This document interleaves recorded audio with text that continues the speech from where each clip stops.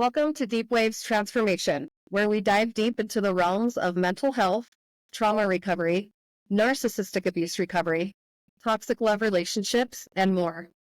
I am your host, Tasha Day, and I am here to guide you through this journey of awareness and healing. Today we have with us Trish Lynn, and she supports women who have been in toxic relationships to grow their businesses in the online space. As she is based out of Toronto, Canada. Thank you so much for being here today. How are you? Good, thanks. Thank you so much for having me.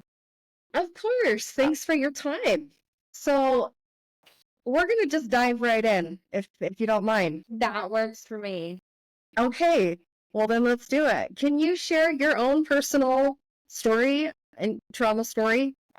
So, as you just mentioned when you're introducing me, I support women who have been in toxic relationships, grow their businesses in the online space. And I came to this from experience. And it's not always experience that we want to come to our businesses with, but unfortunately, for me, this has been my experience. I was in a relationship for 16 years. In the beginning, I didn't know that it was toxic or that my ex had narcissistic traits. And as time progressed, things got worse. I went from being the sole provider, because at one point I was the one working and paying for everything. Everything was in my name, to the other way around. There was nothing left in my name. I was a stay-at-home mom, 3 kids, and the more money he made, the worse things got, the more control. From the simplest things, if I wanted to, go out for a half hour just for a break, it was a guilt trip that I was leaving my kids. So there was so many pieces and so many stepping stones that just got worse and worse and worse and worse.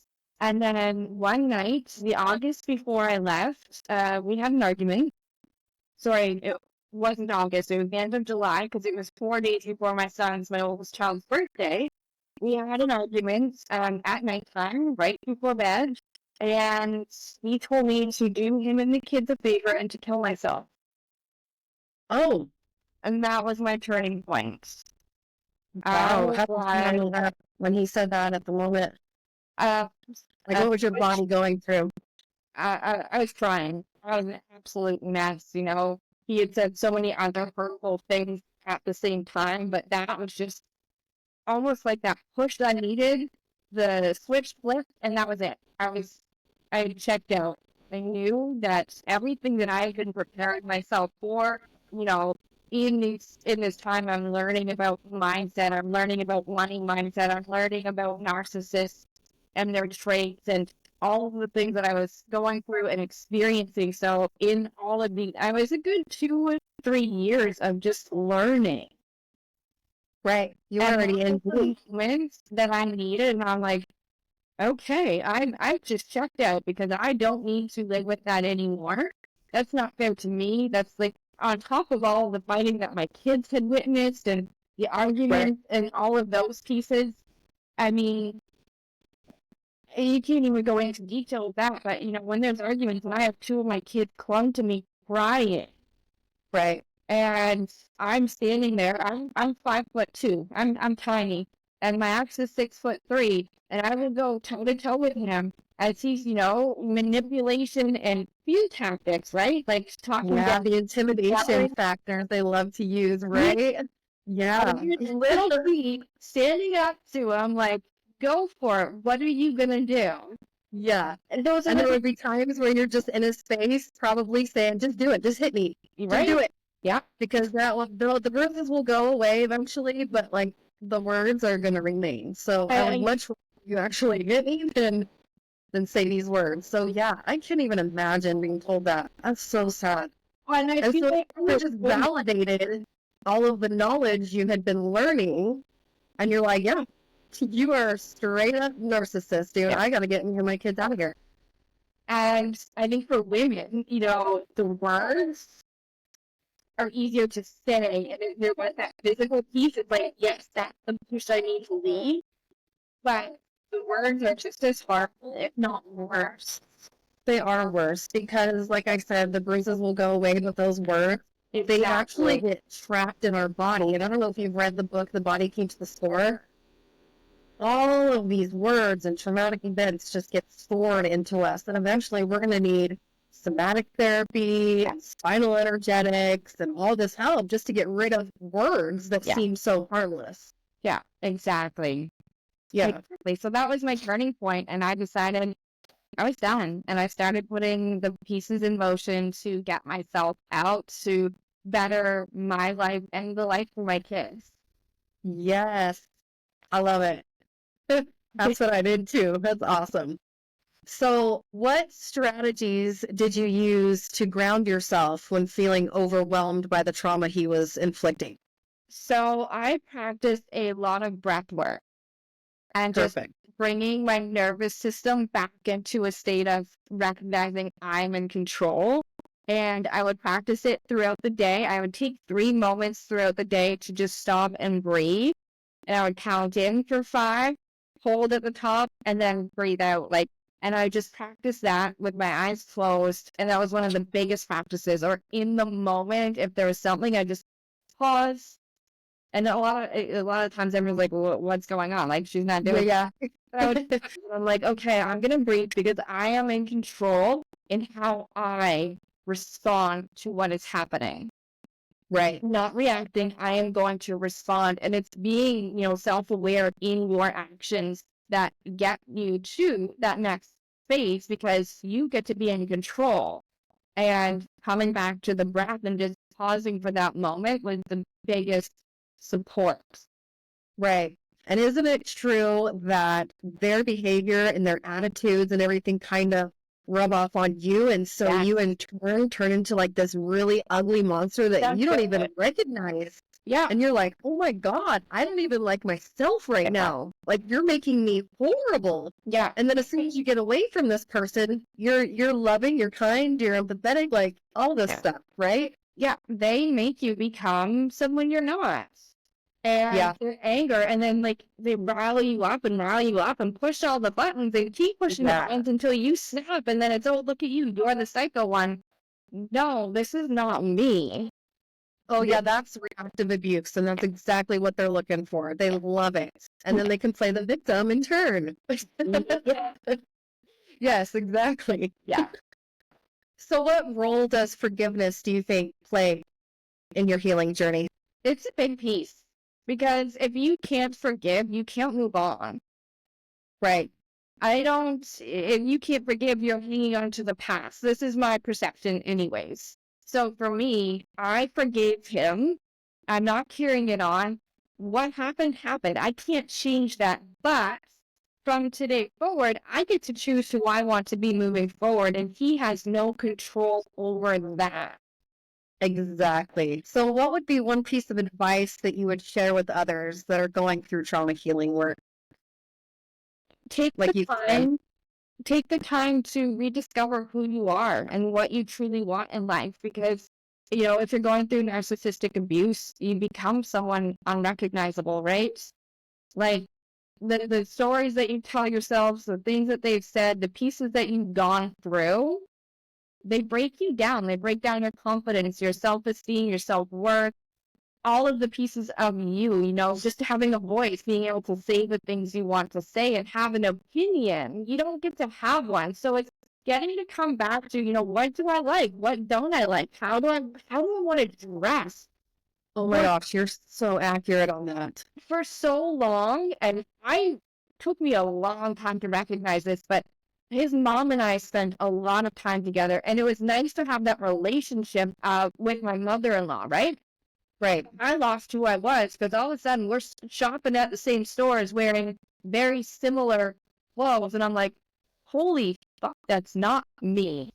Yeah. And you don't even recognize it because it happens so slowly that you just lose who you are because you don't know who you are because it's been stripped away from you. Right, because don't they put you through, I was put through like this grooming process, right? Where they groom you to be someone that you're not and who they want you to be? Yeah. And it happens so slowly. All of a sudden you're like, well, that opinion is wrong. I guess it has to be the same as his, right? Like, it's the little pieces. Or I used to have, that's it, the grooming period, I used to have a lot of piercings all through my ears. I used to have right here, my nose, and slowly, I don't have them anymore. Wow. You even had to strip your piercings. Yes. Wow. And Did I you have to she change the didn't way even you look and dress and act and think and talk and all of that too? didn't even recognize that piece until you just said it. And I'm like, wait a second. You should take 2 minutes and go and put that jewelry back on your face, right? I'm not gonna go back through that.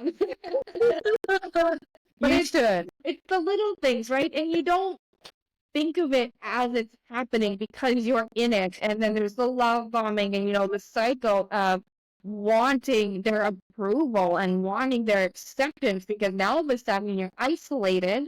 You feel like you have no one but them. So what can you do to keep them happy and approving of you? Yeah. And it's Because our self-worth is none to existent. because they knocked it out of you. You don't have the confidence to go out there and do what you really want to do, because you're just a shell of a human now living in their world, moving how they want you to move. Exactly. So how would you deal with feelings of guilt or shame associated? So I love this question because I actually, to be fully transparent, cried last night with my kids. I broke down crying because I felt guilty for the fact that they were going back to dad tonight after school. And I don't get to see them, and I don't get to be with them for the next week. Now, I get to see them at sports because I still go to sports on the off week, but it's still a guilt of I'm not there. Right. And it was allowing myself to feel the things. I'm getting emotional now even thinking about it, but it's allowing yourself to feel the things, but stepping back into, you can't fall back into the past. And a lot of times I've been asked, do you miss what you had? Yeah, I do. But it was also the memories that I have or that I think of are not something that existed. It's a Right. fantasy It was all of the how I stuff, wanted right? it to be. So it's remembering, how things were, for like writing out the bullet points of this is how it was. So let's remember that shit, not the stuff you're making up in your head of how you wanted it to be. Yeah. And this is we're all happier now aside from that part. Every other week we are all happier. And how long has it been since you've been out of this? December will be 2 years. Wow. Okay. Awesome. And you're going to always still be on this journey of healing from that, because it's so devastating what they do. It's nonstop, and it's a nonstop learning process from my business and, the pieces that I've caught myself telling myself, the stories that I've been telling myself, to getting back into dating again. Well, online dating is just something else. And, you learn rejection, not to take it personally very, very quickly, because it's like, you're just an option. You're a picture. You're like, swipe, swipe, swipe. And I'm like, okay, it's nothing personal. Yeah. So how do you deal with when your kids go and be with them? Deep down inside, you must have that sense of, I really hope he does not wear these traits off onto my kids and manipulate them and start grooming them. Does that scare you? It scares the shit out of me because I know it's happening. Okay. But I also know that when my kids are with me, they're seeing things differently. They are recognizing how he is. And how old are they? 8, 11, and 15. Okay, good. So they're at that smart age where they can figure stuff out for themselves. So they are seeing everything, and he has a girlfriend. She's living with them, so he's moved on fairly quickly, which typical. Well, he's got to keep that source of supply coming from somewhere, right? And she is amazing with my kids. Good. And for me, as much as I don't want to say it bugs me that he's moved on. It bugs me that he's brought her into their lives so quickly and she's moved in so quickly. But at the same time, I'm thankful for it because she is there as a buffer when I can't be. Sure. Yeah. Just hope she catches on just like you did. I'll keep that opinion to myself. Yeah. Because I know that they all seem to think, well, I can change him. Yeah. Okay, well, go right ahead and try. Go for it. It's your problem now. You can go, Exactly. but protect my kids while you are there. And that's all I want. I know, and there have been a few instances that I'm not going to talk about because they involve my kids. Sure. But from what I've been told, she has stuck up for them. Good. And to me, and that was my response, I hope so. Because if she doesn't, then I'm going to have another problem. Yeah, exactly. We don't want that. Yeah. What would you say, what impact does trauma have on the body? And how do you manage it? Like when you are experiencing certain things, what effect does that take place on your body at the time? Everything. It can knock you out. It can take you completely out of the game for a while. And as far as like association, I think just everything. Like life, it can just knock you out where you don't have the energy for anything. Yeah, it's a definitely energy sucker. Yeah, when I left, I was a good 6 months of constantly needing to sleep. Yeah, I remember that too. Just coming out of fight or flight, my body, learning how to feel safe again and coming out of survival mode it was like, oh my God, we can actually sleep now. And it was catching up on sleep. And it's funny because I just moved to this new home beginning of the month, and it triggered that trauma from when I first left. And I was just exhausted, and I was dreaming, I'm like, oh my gosh, this is the same feeling. My nervous system is still wired to jump back into that state. And now this is what I'm feeling. So it's an ongoing process of checking in with yourself. Where are you at? What are you needing? And how can you best do what you need for yourself that day? Absolutely. Absolutely. And did your body like shake internally, but it didn't really show on the outside? I would have severe anxiety attacks that led to panic attacks months after I left. Like, it wasn't I was physically shaking, and there was nothing I could do about it, to the point I couldn't breathe. Yeah. Like, Wow. Yeah. If you ever had a setback, or when you do have setbacks in your journey currently and or past, how do you deal with those? I check in with myself and see, where my energy levels are at, what is that's going through my mind, because, obviously those setbacks are on a subconscious level. It's really bringing it's a self-awareness piece of, what am I going through? What am I experiencing? Why am I experiencing this? What is this triggering? And asking yourself all of these questions and just putting it out there so that the answers, they do come back to you. Because I was like, oh my gosh. So I was exhausted when I moved. I'm like, what is going on? Like, why am I feeling like this? What is happening? I know I've moved and I should be tired. I'm tired. I've done a lot, but I shouldn't feel like this drained.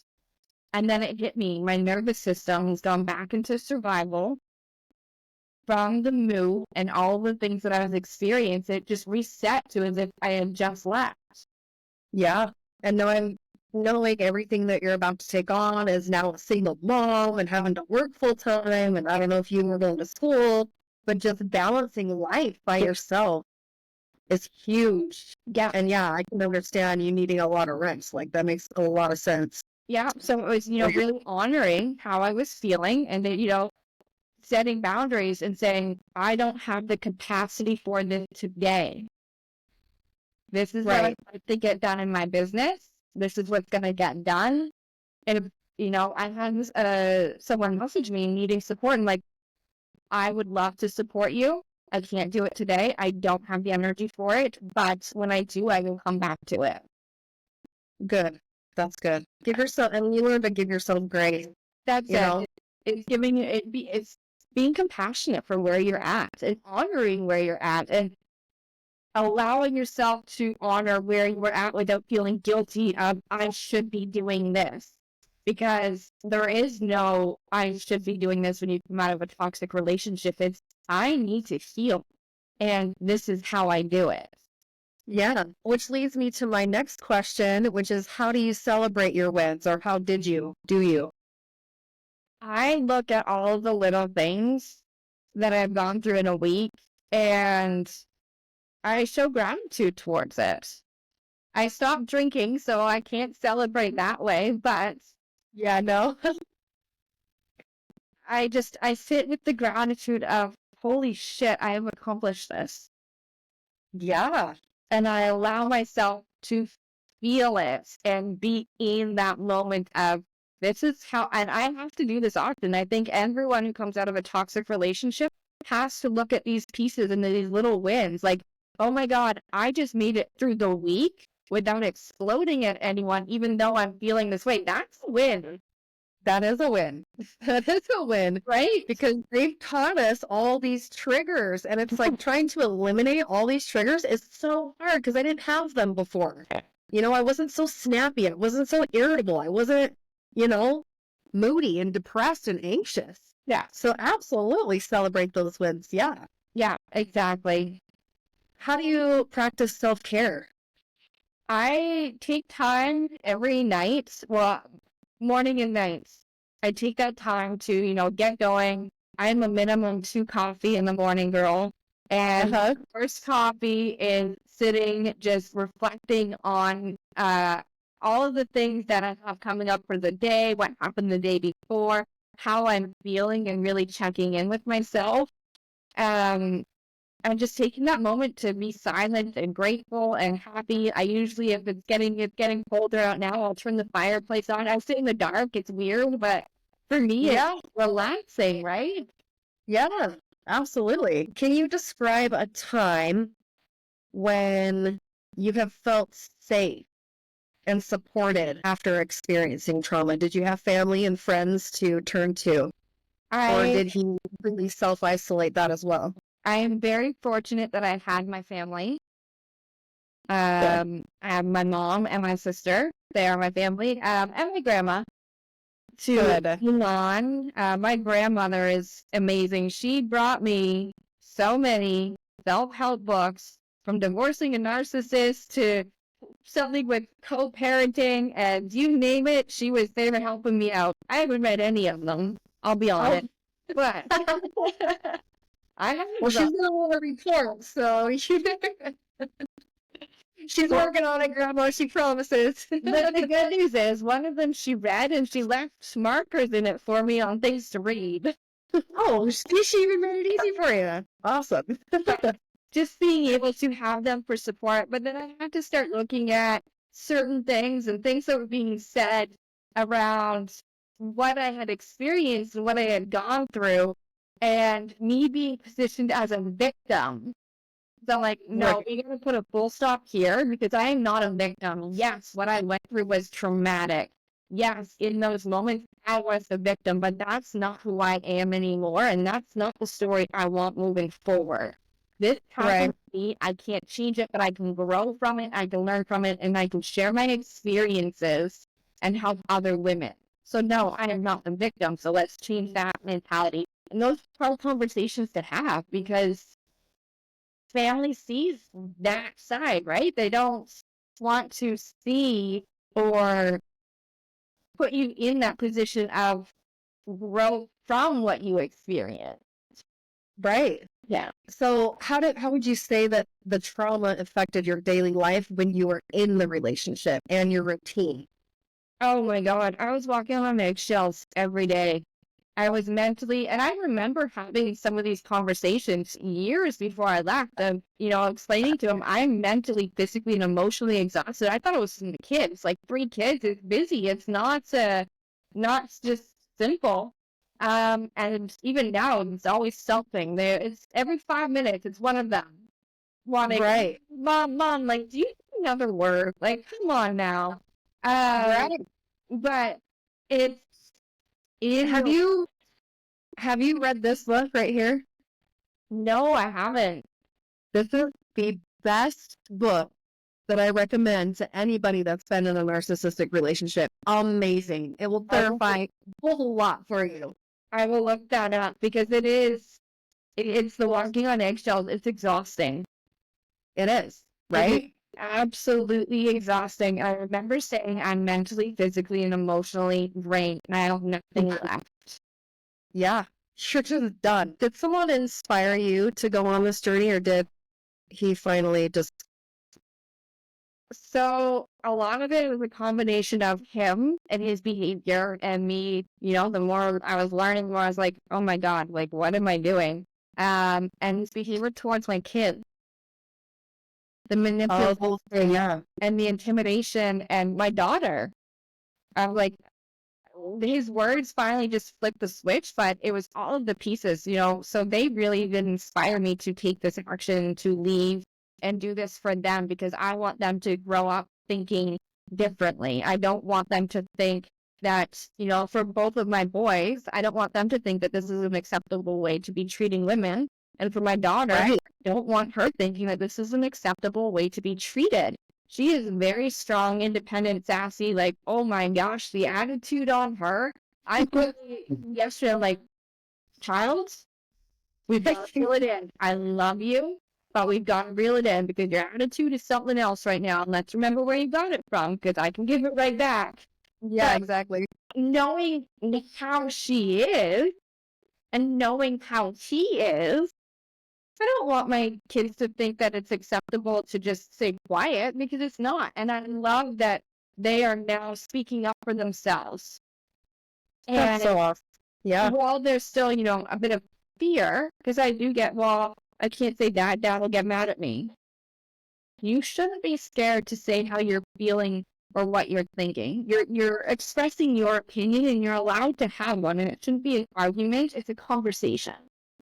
Right. And just because he was not taught to express emotion, maybe he was, maybe he wasn't, whatever the case is, but just because you weren't taught something doesn't mean to project that onto your kids. Yeah. Like my ex-husband would say, suck it up, boys don't cry, yada, yada, yada. And it's like, no, they actually do cry. They actually do experience like thousands of emotions that we go through. Yeah. And so my son is almost 21, and I still see him wanting to express his emotions. Like, I can see when we're having a deep conversation that his eyes will start to water, but he won't actually like let the tears go. And I'm like, dude, you've got to take 5 minutes. Go cry. Yeah. It's okay. I promise you, you're going to feel so much better. So yeah, it's scary when they try to manipulate and intimidate. It really is. And, my boys won't cry in front of him, but they will cry in front of me. See, because you've created that safe space for them to come to. Yep. That's extremely important. Been, and I always will be, and they know that. And the relationship that I have with them now is 10 times what it was 2 years ago.